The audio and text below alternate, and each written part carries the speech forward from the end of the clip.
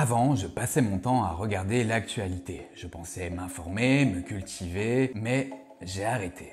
Est-ce que toi d'ailleurs tu regardes régulièrement l'actualité? N'hésite pas à me le dire en commentaire. Jusqu'au début du 21e siècle, il y avait 3 moyens principaux de s'informer. La radio, la presse papier et les journaux télévisés. Ces 3 canaux sont toujours utilisés, même si leur utilité a un peu muté avec l'arrivée d'Internet. Il y a une multiplication désormais des sources pour s'informer, et on va retrouver des sites internet spécialisés par exemple, on va retrouver les réseaux sociaux, et on va retrouver les replays de ces fameux journaux télévisés. De mon côté, j'étais passionné d'information. Je trouvais ça vachement cool de savoir ce qui se passait à l'autre bout de la Terre ou à quelques dizaines de kilomètres de chez moi. Le fait de garder toujours un œil sur l'actu me faisait croire que je pouvais toujours rester à l'affût des dernières tendances, des dernières actualités. Et puis, en avançant, en évoluant, je me suis aperçu d'une première chose. Suivre l'actualité m'a apporté du stress, de la négativité, bref, un certain nombre d'émotions franchement négatives. Que ce soit par le fameux JT ou par l'information présente sur internet,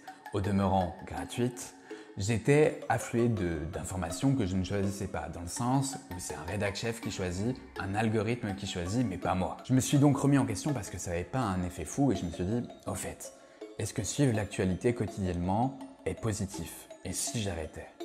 C'est ce que j'ai fait et je vais te raconter dans cette vidéo mon retour d'expérience. L'humain est le produit d'une évolution constante au fil des millénaires. Seul ou en société, il a cherché sans cesse à progresser, à évoluer pour devenir encore meilleur. Transformer le monde est une ambition immense pour un individu dans notre époque contemporaine et demande du temps, du travail, de la réussite.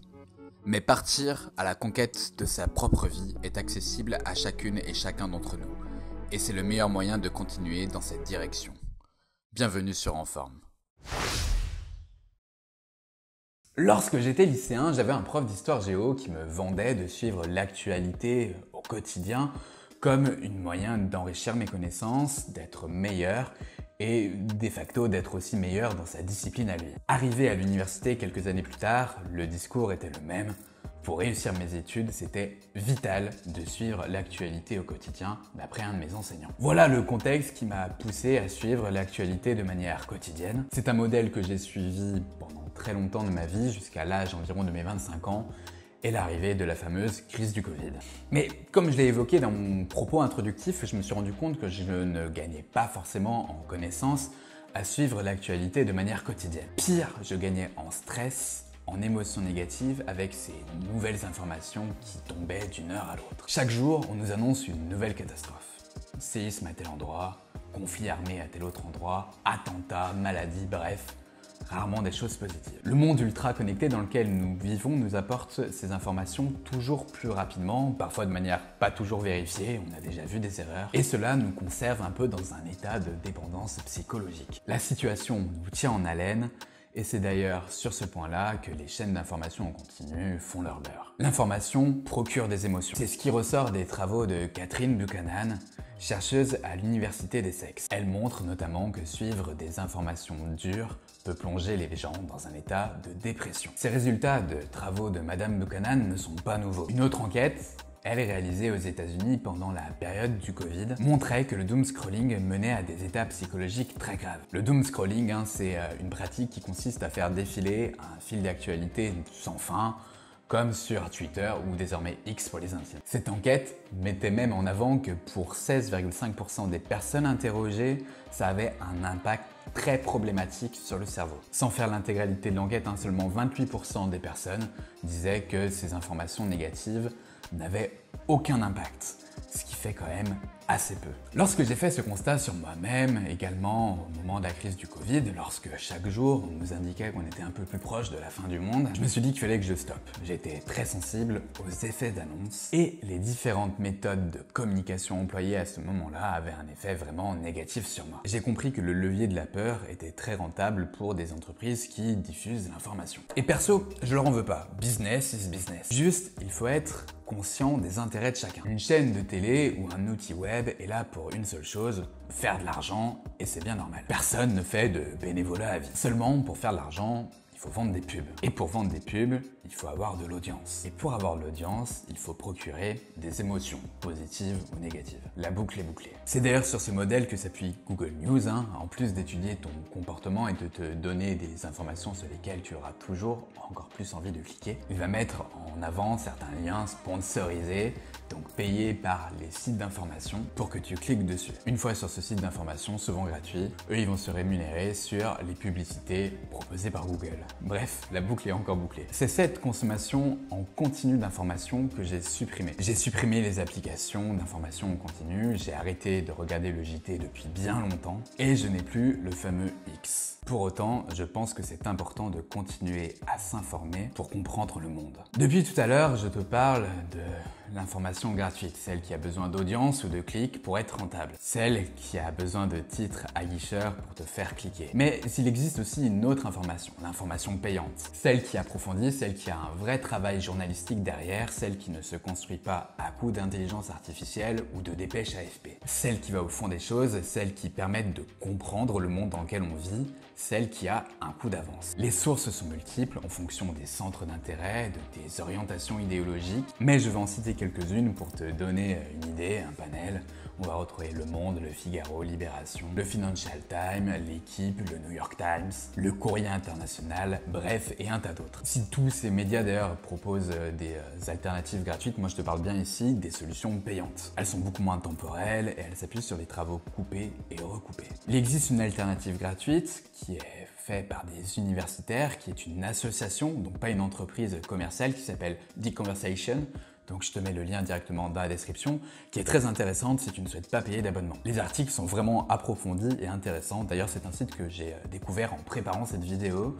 Donc franchement, je crois que je vais suivre de plus en plus. Depuis que je ne suis plus l'information de manière quotidienne, depuis que je n'ai plus la fameuse news en notification sur mon smartphone, ma vie est devenue beaucoup plus simple. Alors bien sûr, je suis passé à côté de certains trucs. Par exemple, en ce mois de septembre 2023, je suis passé à côté du fameux débat sur l'abaya. Si parfois, lors de conversations, des gens se trouvent interloqués en mode « Mais quoi? Tu ne sais pas ça ?» Ils en parlent absolument de partout. Je me sens au final pas si déconnecté de la réalité. Il y aura toujours une personne pour venir me transmettre l'information importante que je dois savoir. En fait, j'ai pris du recul en me disant qu'il y avait plein d'actualités négatives sur lesquelles je ne pouvais absolument pas agir directement. Par exemple, la guerre en Ukraine. Est-ce que c'est important de savoir qu'il y a un conflit armé en Ukraine? Oui, évidemment. Est-ce que c'est utile de suivre chaque jour les nouvelles avancées du conflit, le nouvel état, avec toutes les peurs qui vont avec? Assurément, non. Hormis m'apporter de la potentielle inquiétude, du stress, des émotions négatives, je vais pas pouvoir faire grand chose malheureusement. Hormis apporter une aide financière ou apporter une solution humanitaire sur le terrain, mais c'est pas le fait de suivre l'actualité quotidiennement qui va m'aider à ça. Je n'ai donc plus ces sources d'informations en continu qui me polluaient sans cesse mon état d'esprit. J'ai à l'inverse beaucoup plus de temps psychologique pour profiter des moments cool de la vie, pour être encore plus productif lorsque je le souhaite, sans aucun stress ambiant inutile. Et pour ça, c'est une excellente nouvelle. Enfin, je reviens sur ce que je disais tout à l'heure au début de cette vidéo, sur le fait que l'actualité puisse procurer des émotions. Si elle procure des émotions négatives, elle peut aussi en procurer des positives. Les travaux de Madame Buchanan montrent que des informations basées sur la bienveillance, sur la solidarité, peuvent apporter de vraies émotions positives sur le cerveau qui compensent d'ailleurs les émotions négatives évoquées jusqu'à présent. Mais à titre personnel, je pense qu'il faut bien savoir choisir ses sources d'informations pour avoir ce côté positif, on va dire. Et il existe des médias qui ont construit leur business sur des actualités positives. Je pense notamment à Le Média Positif, que je mets directement en dessous dans la description, qui ne s'est donné comme mission de ne ressortir que les informations positives à travers ces différents médias. À titre personnel, je trouve cette initiative plutôt louable. Pour résumer, depuis que je ne suis plus l'actualité de manière quotidienne, j'ai retrouvé plus de sérénité, de confiance et j'ai largement diminué mon taux de stress. J'ai aussi approfondi mes connaissances en utilisant des sources d'informations payantes. Je suis aussi devenu maître des informations que je consomme en dépendant moins des algorithmes et en choisissant plus les sujets qui m'intéressent. Après cette vidéo, comment te situes-tu? Est-ce que tu as envie de toujours suivre l'actualité de manière quotidienne ou est-ce que ça fait changer ton avis Laisse-moi un commentaire pour me le dire, je suis curieux de savoir. L'actualité n'est donc pas foncièrement négative. Il faut, comme tout, savoir la consommer avec modération et aussi avoir une certaine prise de recul.